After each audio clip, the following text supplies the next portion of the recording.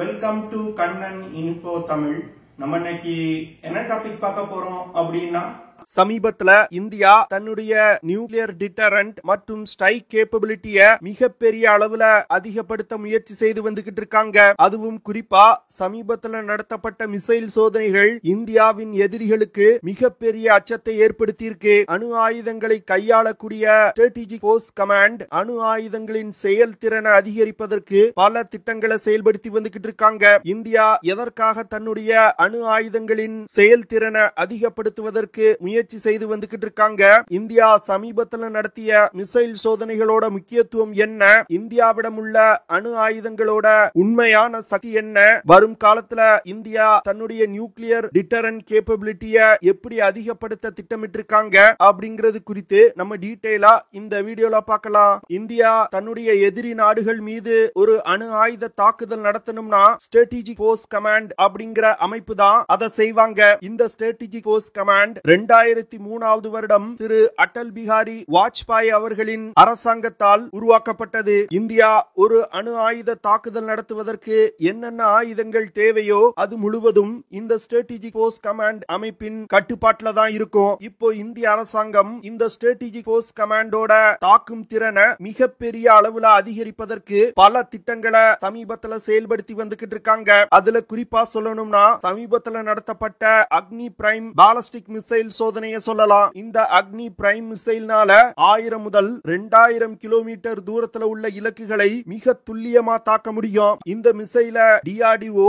இரவு நேரத்துல சோதனை செஞ்சிருக்காங்க. இதற்கு முக்கிய காரணம் அக்னி பிரைம் மிசைல்ல எம்ஐஆர்வி அப்படிங்கிற multiple independently targetable reentry vehicle தொழில்நுட்பத்தை இந்தியா ரகசியமா சோதனை செஞ்சிருப்பதா டிஃபென்ஸ் எக்ஸ்பர்ட் சொல்றாங்க. இந்த அக்னி பிரைம் மிசைல்கள் பிரத்யேகமா பாகிஸ்தான் மீது அணு ஆயுத தாக்குதல் நடத்துவதற்காக இந்தியா உருவாக்கி இருக்க மிசைல். 1962ல சீனா இந்தியா மீது தாக்குதல் நடத்தி சில பகுதிகளை கைப்பற்றிய பிறகு இந்தியா ஒரு அணு ஆயுதத்தை உருவாக்கணும் அப்படின்னு முதல்ல முடிவு செஞ்சாங்க. இதனை தொடர்ந்து 1974ல திருமதி இந்திரா காந்தி அவர்களின் ஆட்சி காலத்துல ஸ்மைலிங் புத்தா அப்படிங்கிற ஒரு அணு ஆயுத சோதனை நடத்தப்பட்டது. ஆனா அது ஒரு சிறிய அளவிலான அணு ஆயுத சோதனை. அதற்கு பிறகு 1998ல போக்ரான்ல வச்சு திரு அடல் பிஹாரி வாஜ்பாய் அவர்களின் தலைமையிலான அரசாங்கம் இரண்டாவது மிகப்பெரிய அணு ஆயுத சோதனையை நடத்தினாங்க. இதற்கு பிறகுதான்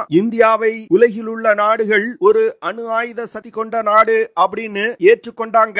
இந்தியா அணு ஆயுதங்களை உருவாக்குவதற்கு மிகவும் முக்கியமான காரணம் சீனா தான். என்னதான் இந்தியாவிடம் அணு ஆயுதங்கள் இருந்தாலும் இந்தியாவுடைய நியூக்ளியர் பாலிசி என்னன்னா no first use of nuclear weapon. அதாவது இந்தியா தன்னுடைய அணு ஆயுதங்களை கொண்டு எந்த நாட்டின் மீதும் முதல்ல தாக்குதல் நடத்த மாட்டோம். எங்கள் மீது நடத்தப்படும் அணு ஆயுத தாக்குதலுக்கு திருப்பி பதிலடி கொடுப்பதற்காக தான் நாங்க அணு ஆயுதங்களை உருவாக்குறோம் அப்படின்னு இந்தியா சொல்லியிருக்காங்க. ஆனா பாகிஸ்தான் மற்றும் சீனா இந்தியா போன்று no first use of nuclear weapon பாலிசியை ஃபாலோ பண்ணல. அவங்க ஃபர்ஸ்ட் யூஸ் டாக்டரிங்க ஃபாலோ பண்றாங்க.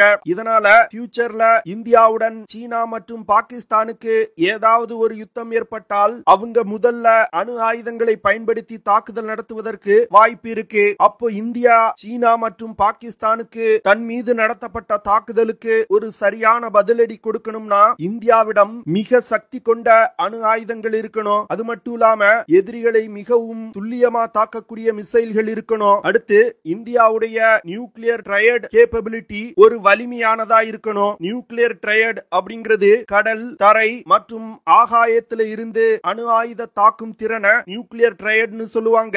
இதுல தரையிலிருந்து அணு ஆயுத தாக்குதல் நடத்துவதற்கு இந்தியா பிருத்திவி, ஷௌர்யா, அக்னி போன்ற மிசைல்களை பயன்படுத்துறாங்க.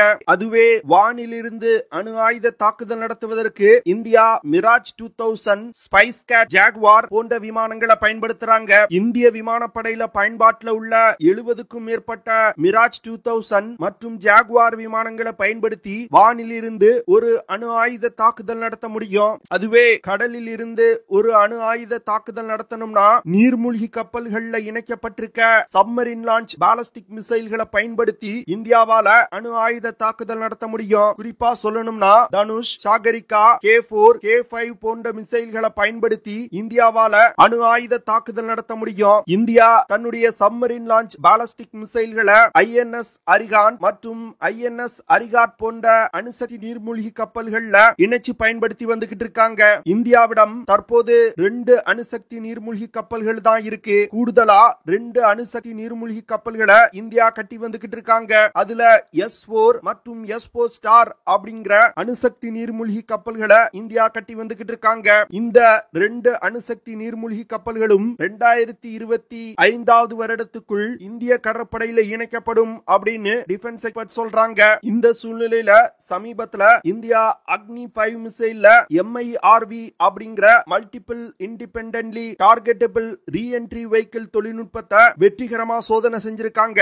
அக்னி 5 இன்டர்கான்டினென்டல் பாலிஸ்டிக் மிசைல்னால 5000 முதல் 8000 கிலோமீட்டர் தூரத்துல உள்ள இலக்குகளை தாக்க முடியும். இவ்வளவு சக்தி வாய்ந்த மிசைல்ல MIRV வார்ஹெட் தொழில்நுட்பம் இணைக்கப்படுவதன் மூலம் இந்தியாவோட அணு ஆயுத தாக்கும் திறன் மிகப்பெரிய அளவில் அதிகரிக்கும். MIRV வார்ஹெட் தொழில்நுட்பம் எப்படி வேலை செய்யும்னா அக்னி 5 மிசைல் எதிரியின் இலக்கை நோக்கி லான்ச் செய்யப்பட்டவுடன் ஒரு குறிப்பிட்ட தூரம் வரைக்கும் டிராவல் செய்யும். அதற்கு பிறகு அக்னி 5 மிசைல்ல இருந்து 10 முதல் 12 அணு ஆயுதங்கள் பிரிந்து வெவ்வேறு தூரத்துல வெவ்வேறு திசைகள்ல இருக்கக்கூடிய இலக்குகள் மீது அணு ஆயுத தாக்குதல் நடத்தும். இப்படி ஒரே மிசைல் 10 முதல் 12 வார்ஹெட்டுகளா பிரிந்து தாக்குதல் நடத்தும் பொழுது எதிரிகளின் எந்த ஒரு ஏர் டிஃபென்ஸ் சிஸ்டத்தாலும் தடுக்க முடியாது. இதனால இந்தியாவுடைய அணு ஆயுத தாக்கும் திறன் மிகப்பெரிய அளவில் அதிகரிக்கும். அக்னி 5 மிசைல்னால 3000 முதல் 4000 கிலோகிராம் எடை கொண்ட அணு ஆயுதங்களை சுமந்து சென்று தாக்குதல் நடத்த முடியும். குறைவான தூரத்தில் உள்ள இலக்குகள் மீது அணு ஆயுத தாக்குதல் நடத்தணும்னா இப்போ இந்தியாவிடம் அக்னி 1, ஷௌர்யா போன்ற மிசைல்கள் தான் இருக்கு. ஆனா இந்த மிசைல்கள் பழைய தொழில்நுட்பம் கொண்டது. இந்த மிசைல்களோடு இணைத்து பயன்படுத்துவதற்கு இந்தியாவுக்கு ஒரு அதிநவீன மிசைல் தேவைப்பட்டது. அதற்காக உருவாக்கப்பட்டதுதான் இந்த அக்னி பிரைம் மிசைல். இந்த மிசைல்ல அக்னி 5 மிசைல் போன்றே MIRV வார்ஹெட் தொழில்நுட்பம் இணைக்கப்பட்டிருக்கு. அக்னி பிரைம் மிசைல்ல அக்னி 4 மற்றும் அக்னி 5 மிசைலுக்காக உருவாக்கப்பட்ட பல தொழில்நுட்பங்கள் இணைக்கப்பட்டிருக்கு. இந்த மிசைல ஒரு நெக்ஸ்ட் ஜெனரேஷன் மிசைல் அப்படின்னு சொல்றாங்க. வரும் காலத்துல குறுகிய தூரத்துல அணு ஆயுத தாக்குதல் நடத்துவதற்கு இந்தியா அக்னி பிரைம் மிசைல தான் அதிக அளவுல பயன்படுத்த போறாங்க. அக்னி பிரைம் மிசைலை இயக்குவதற்கு பயன்படுத்தப்படும் ராக்கெட் மோட்டார்ல புதிய தொழில்நுட்பத்தை கொண்டு வந்திருக்காங்க. அது மட்டும் இல்லாம மிசைல இலக்கை நோக்கி வழி நடத்துவதற்கு தேவையான ஏவியானிக்ஸ் மற்றும் நேவிகேஷன் சிஸ்டத்திலையும் பல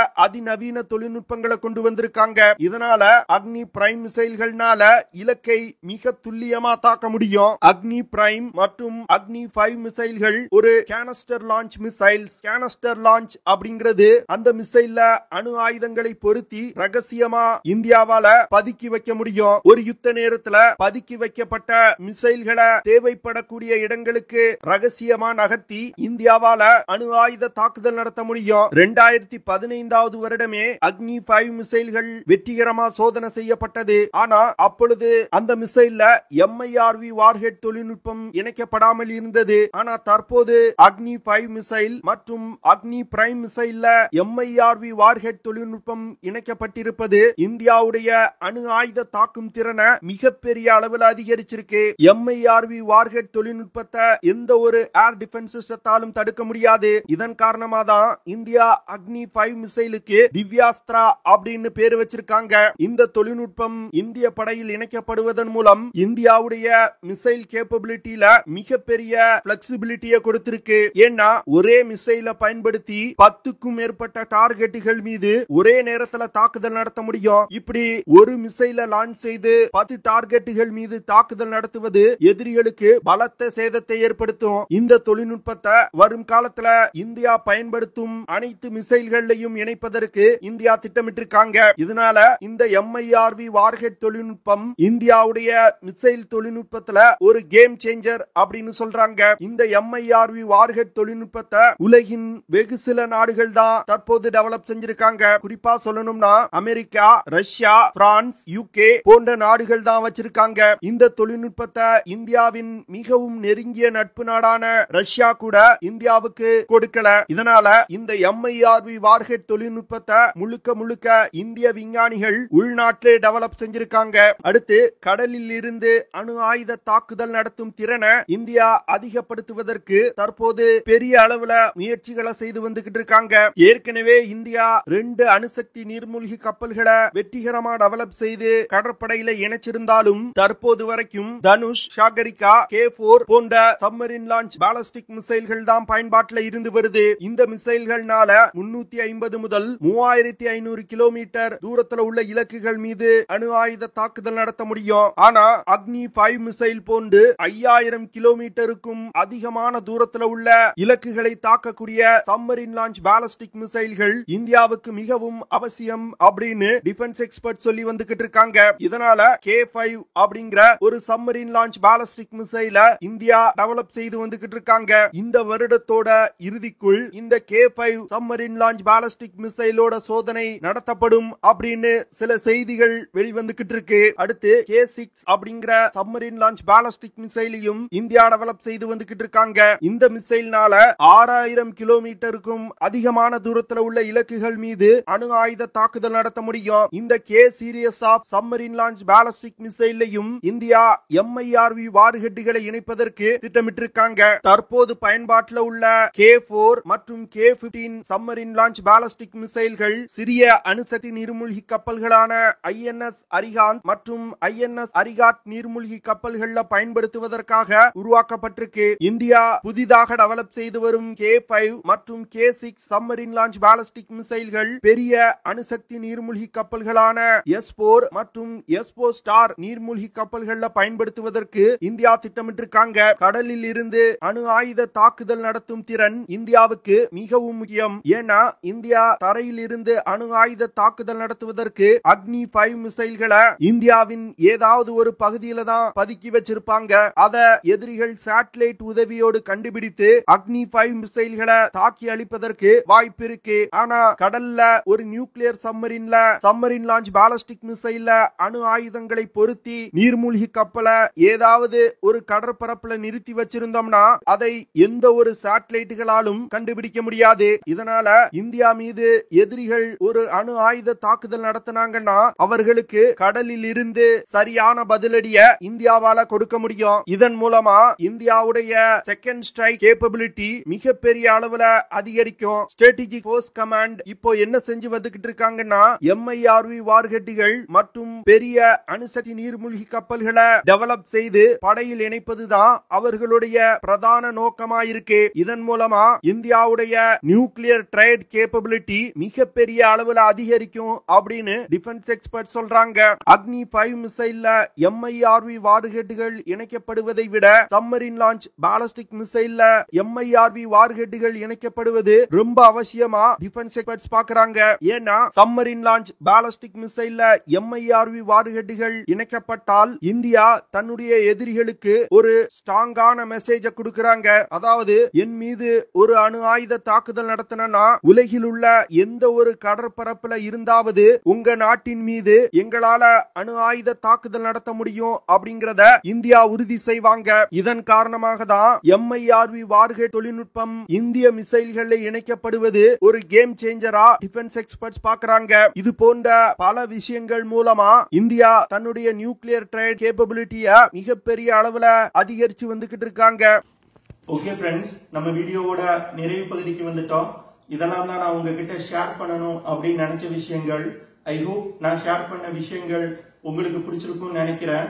அப்படி பிடிச்சிருந்துச்சுன்னா ஷேர் பண்ணுங்க, லைக் பண்ணுங்க, கமெண்ட் பண்ணுங்க. மறக்காம நம்ம சேனலுக்கு சப்ஸ்கிரைப் பண்ணுங்க. See you in the next video. Jai Hind.